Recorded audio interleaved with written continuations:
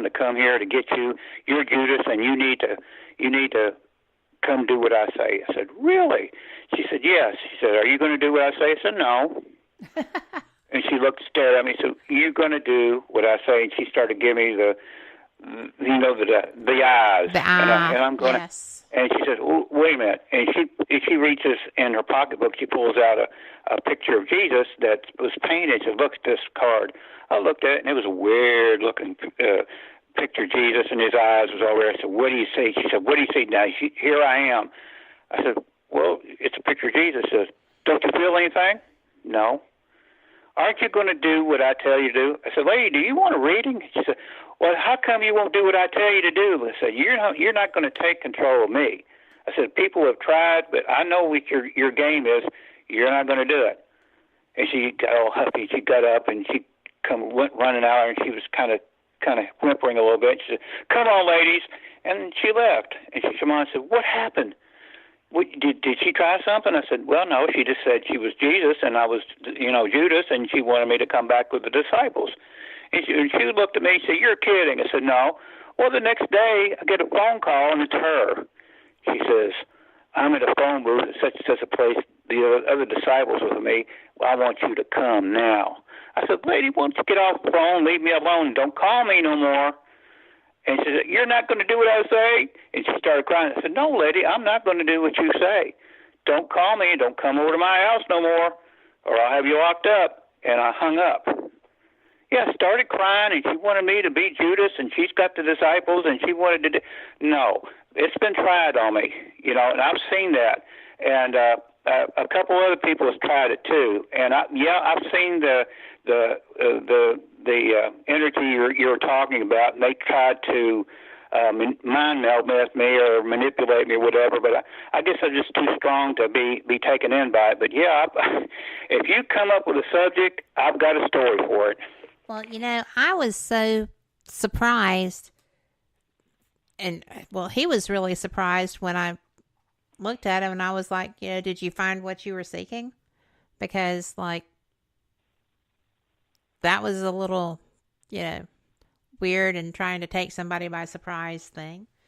But do you know that after that, when I went to check out, because I did still have my sage and my myrrh, when I went to check out, the man, he was a very young man, but he would not check me out. He walked away from the register and went to go do something else, and the other cashier was like, oh, I'm so sorry. And I said, what is his name? And he told me, and I went over there to him, and I just said, you know what? Thank you for sharing with me, Rowan. I appreciate that. And he looked at me, and he looked scared.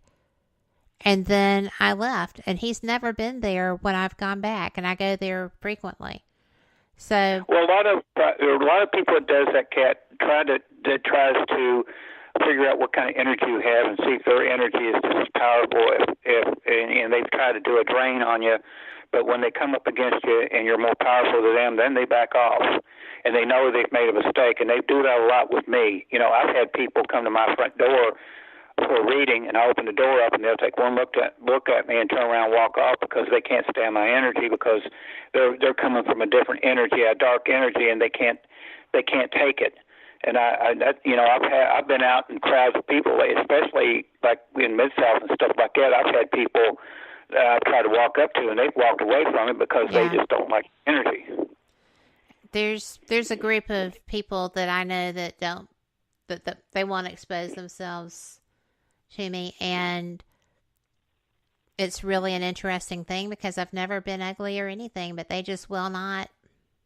But I know what they are. Yeah. So I don't really interact with them, but I'm never rude. But anyway, it's just an interesting thing when that was the most blatant experience that I had had. And certainly, the energy shimmer between us was bizarre, but we are up against a break again.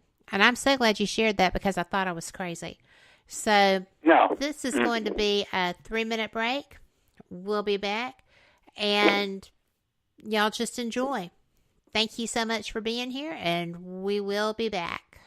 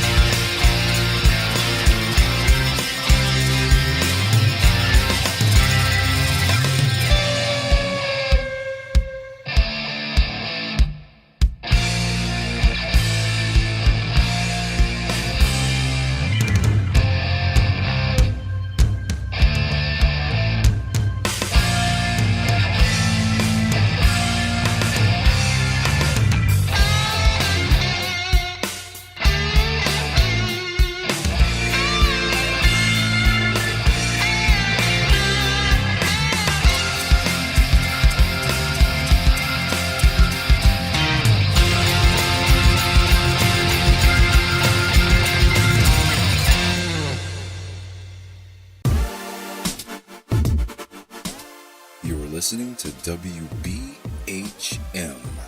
Digital Broadcasting, the best in paranormal talk, only on Paranormal Experienced Radio, broadcasting live out of Birmingham, Alabama. And just like that, we're back. It is 23 minutes after the hour, and I am so glad y'all are here. We are enjoying a fantastic show. I'm glad you're getting to hear it too. This is Willie Windwalker Gibson. He is somebody that I hold dear. He is an author. He is a shaman. He's just gifted in so many ways, and his background is fascinating. So don't forget, if you're just now joining us, we have archives. You can hook it up on iHeart, iTunes, Google Play, and anything else that the Icecast directories pick up with. And we're also going to be streaming through Shoutcast later as an archive too. So y'all just have fun with that. We're discussing people who present themselves as magical, try to intimidate you, and then are taken aback when that doesn't work. So I know that you were just talking about, I really want to go to this. I hope you don't mind, because Sure. I was so taken aback when you had your lost time abduction incident at 10, and you've had other things happen ET related since then. A, do they know what you are, and is that why you're who they communicate with? And B, what other things have happened? You mean extraterrestrial? Extraterrestrial. Well, Kat, when that happened when I was 10 years old, I noticed a few years later, I was checking myself, and I felt behind my neck, and there was a bump there, and that bump has stayed with me all this time. At the time I didn't know it was an implant. So I've got an implant. So does Shaman. It's up her nose, because I knew when it happened, because she woke up one morning and she had a green liquid coming out of her nose, and she said, "Willie, I said, I don't know what's going on." I looked at her, and she had two black eyes. Oh. I said, "Wow," because they had broken her nose, and she had two black eyes. I said, "Shoot, go look in the mirror." She goes and looks in the mirror, and she screams out, "What the hell? Go on!" I said, "Come in here." I said, "What we need to do, you can't go out for a while." She said, "Why?" I said, "Shaman, you're going to get me locked up, because they're going to figure out Yes. what you over. We're going to wait till your eyes get back." But yeah, she had green liquid coming out of her nose. I woke up, and I've had blood on the sheets and all this kind of stuff, and I know they've visited her. We've caught them in the bedroom. I've caught her, put her back to bed. The wall has opened up, and they have walked through the wall, looked at me, and walked back in, just to say, "Hey, we're here." I've been in the hospital. I had surgery one time, and things weren't going well. And I was kind of out of it for a couple of days, and I was running a high fever, and I could, when I was coming in and out of it, I could see my spirit guides around me, but I could also look out the window, and I could see like a bright orb hanging in the window, where they would send some kind of thing down to check on me. So if I'm sick or if I'm hurt, they show up. So it's an ongoing thing to me. And, I had weird people show up, too. I mean, like I said, I've had dealings with the Men in Black, and, and I've had other UFO groups contact me, that wasn't MUFON.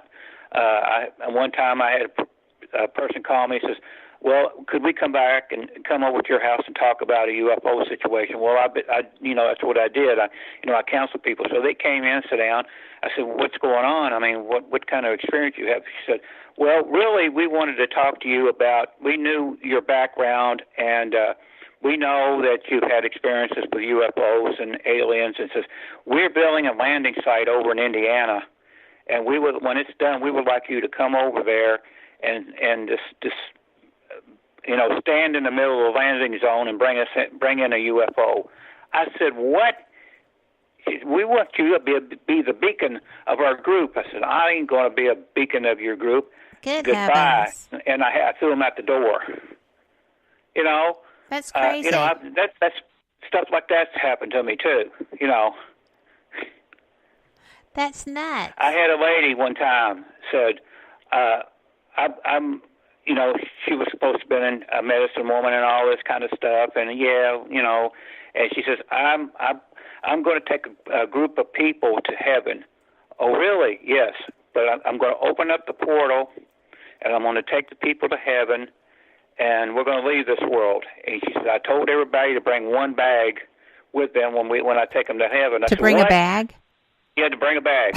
One bag is all you got to take. And she said, I want you to come and open up the portal so we can go to heaven. And she said, I know where the portal is. I said, where's the portal? Right in the middle of the Ohio River.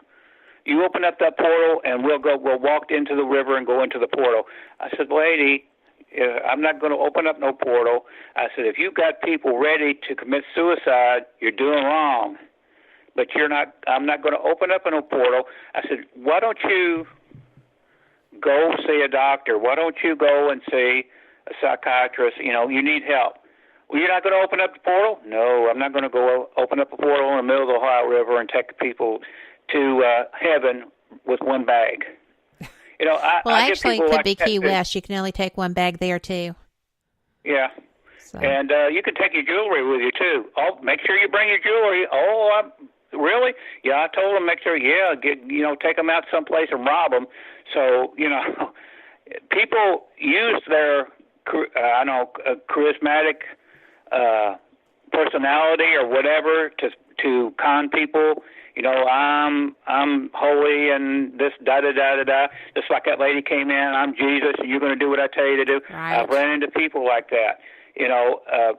Shamans would, I don't know if other shamans do it, but me, I attract good people, and I attract negative people, and I attract also people that's not right mentally. And I've got to be careful when I run across people because you never can tell what they're going to do. Well, that's true. I know how you coped with the Jesus woman and with the